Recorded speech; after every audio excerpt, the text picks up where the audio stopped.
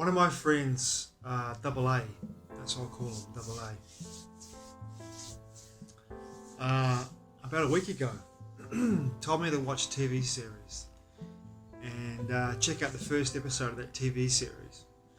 And that TV series was The War of the Worlds 2019, Season 1, the Studio Canal reimagining of the concept of the book, the classic science fiction book by H.G. Wells, The War of the Worlds.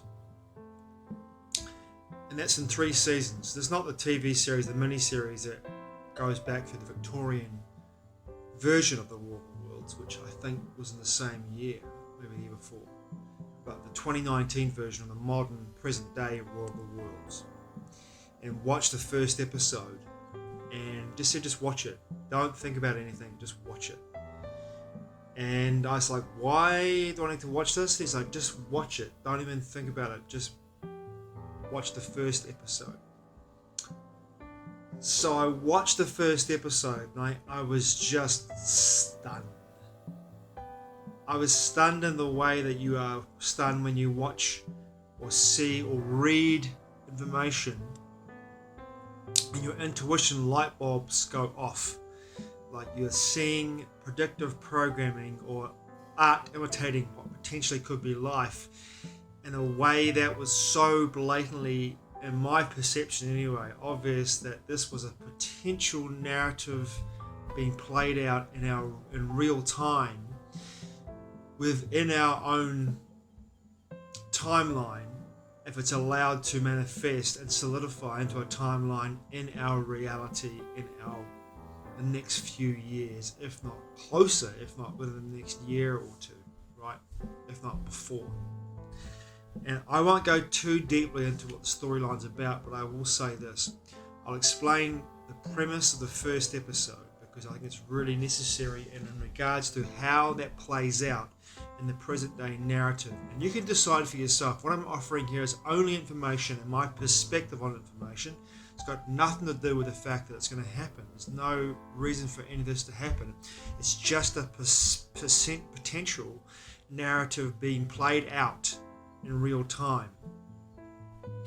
And it's all being set up for that narrative to happen, which is even more ridiculous. So my mate said to me, watch this video, watch the first episode of this TV series. So I watched it.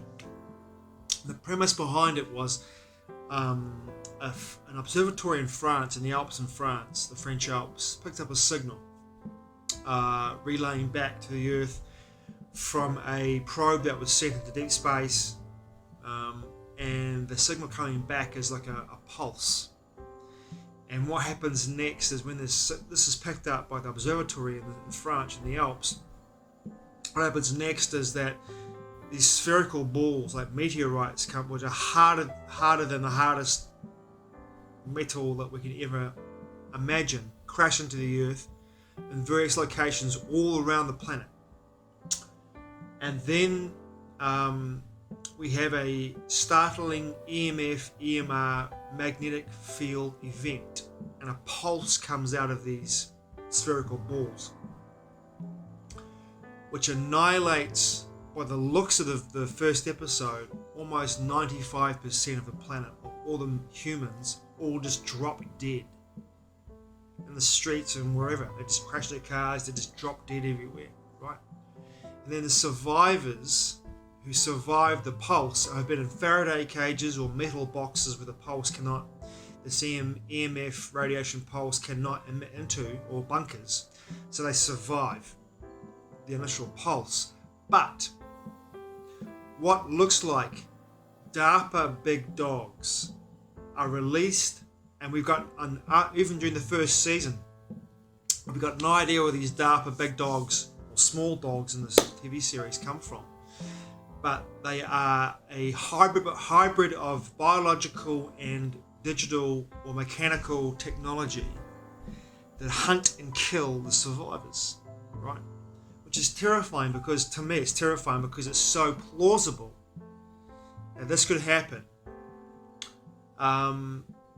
And the interesting aspect is, as you go through the first season, it becomes quite clear that the aliens who have sent these these balls down and these robot dogs, these hybrid DARPA dogs, big dogs, robotic dogs, down to kill all the survivors, human survivors that is.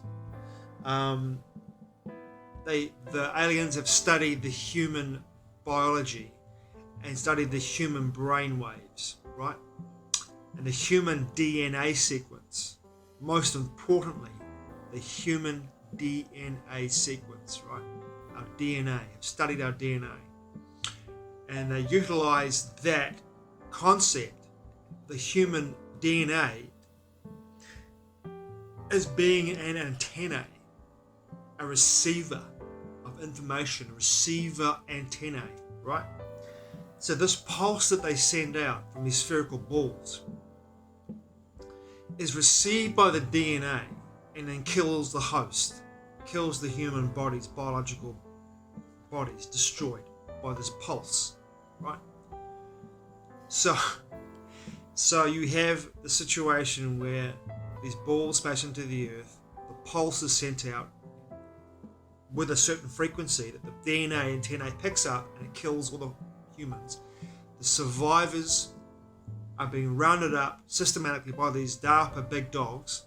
DARPA, if you know what DARPA, go online and check out the DARPA big dogs, the robot dogs, right? Remember that movie, remember that series Black Mirror, and those robotic dogs that were chasing people and killing people, and that as well? Well, think about that on steroids, right? This is the TV series. Now, I'm only up to episode 6 in the first season, right? But after watching the first season, I realised something. It was like a light bulb went off for me in regards to a number of things, but let me go through them first and foremost.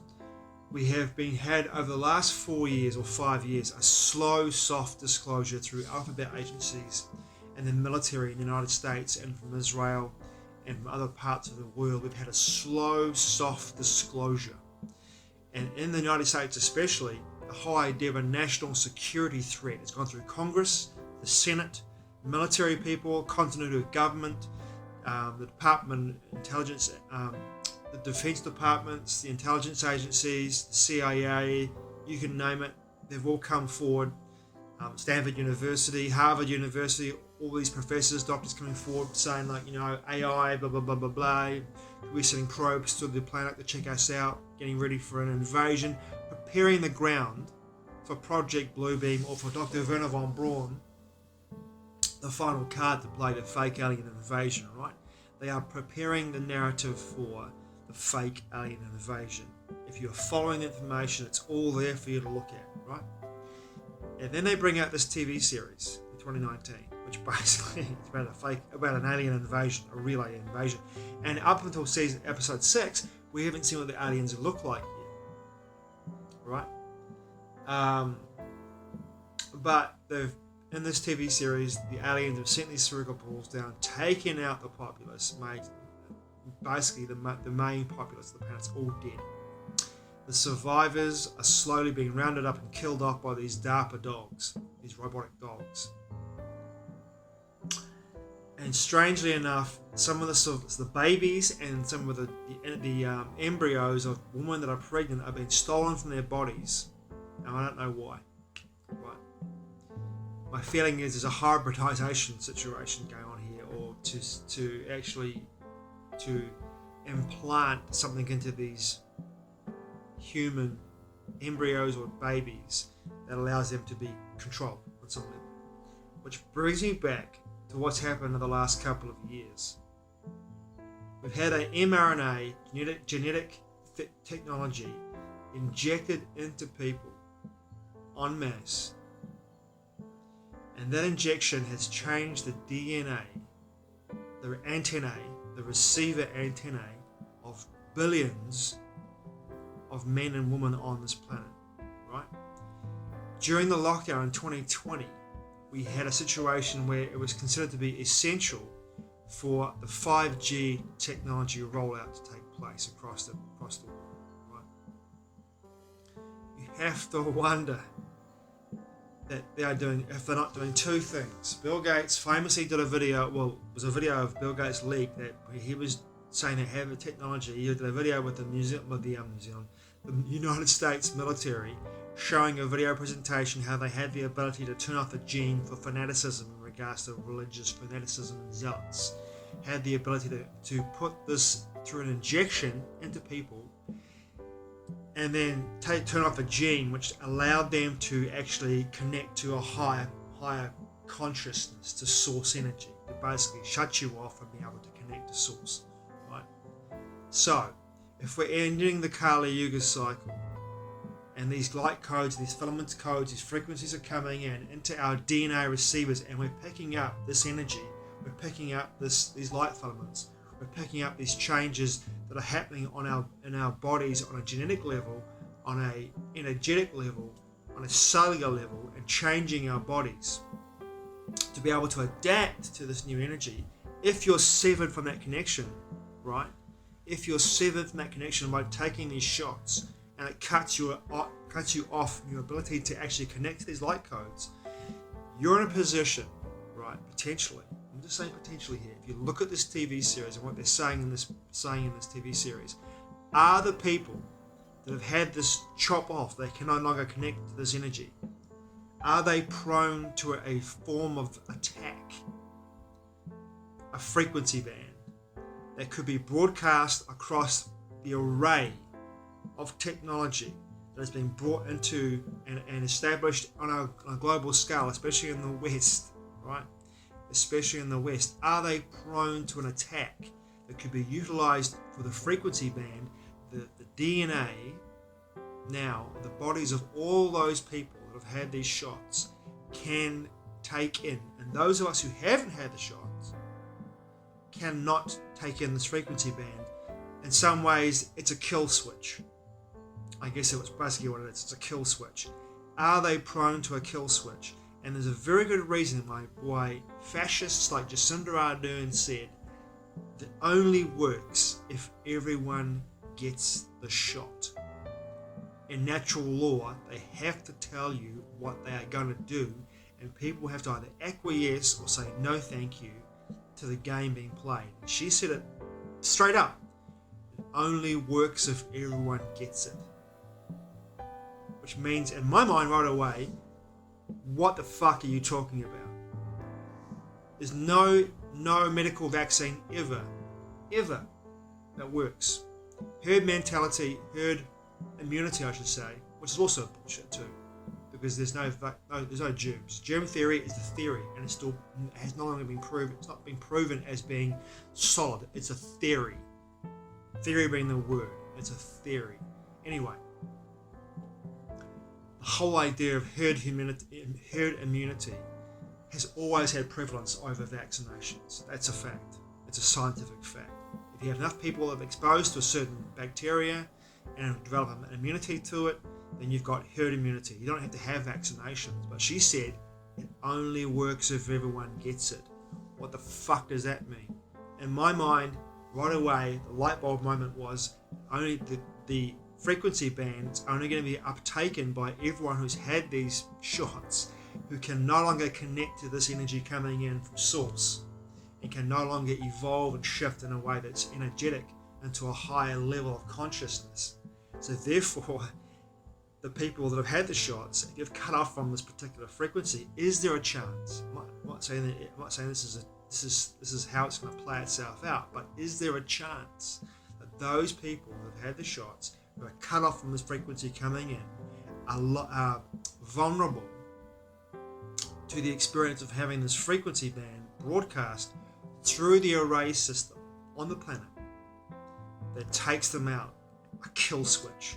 And those of us who are left behind, are we going to see technologies, terminators, robots, that's 100 to 1,000 years ahead of what we see in the public, wheeled out to get the rest of us, round us all up, and take us to the places where we're going to be injected, microchipped, gulagged? This is a dystopic vision, but it's a question more than a statement. The question is, did we see in this TV series, at least in the first episode, at least in the first episode, art imitating what could be life in the next 2 to 3 to 4 to 5 to 6 years before 2030?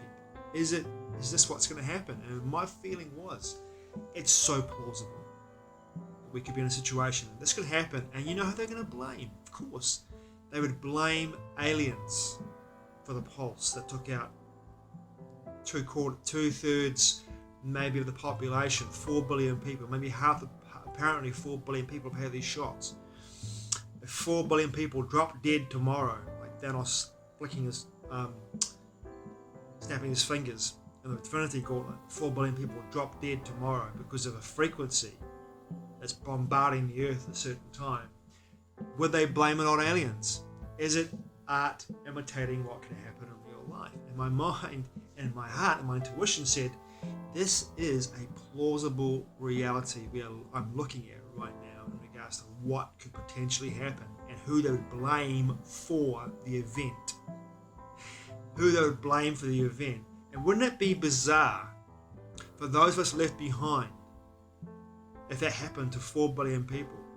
If we did not know, if we did not watch this TV series and understand that they were showing us, and if this event happened, those of us who have seen it, and put 2 and 2 together to realize that, oh my God, they showed us in 2019 exactly what they were going to do and how it was going to play itself out. To me, it was like, wow, oh my gosh, there it is in front of me. It's right there. They're showing me in plain sight. A plausible, not necessarily the case, but a plausible reality in regards to who they blame and the what, how and the why, and the who that they blame for the event. And it was just like, wow, my mate AA has shown me a moment where I registered far out. If that happens, and they have this mass depopulation event, what would the world look like afterwards? Would it look like Avengers Infinity War? I don't know. But it's an interesting prospect to consider that at some point it might just happen in these couple of years. We could see this kind of event happening. And like I said before, it gives us the who, the how, and the why. All in the first episode of The War of the Worlds 2019. It's a Studio Canal production, by the way. If you want to watch it, the first episode. But I wrote a blog about this, and I've posted it on my website as well. Very interesting. Just thinking, just what everything that I've presented in this video and in that blog is just thoughts, just like interesting perspectives on what could potentially take place. I'm not saying it's going to. It's all potential, but it all seems to me at the same time very plausible. And for that reason in itself, I found it very interesting. Thanks for watching. I truly appreciate it. Matewa.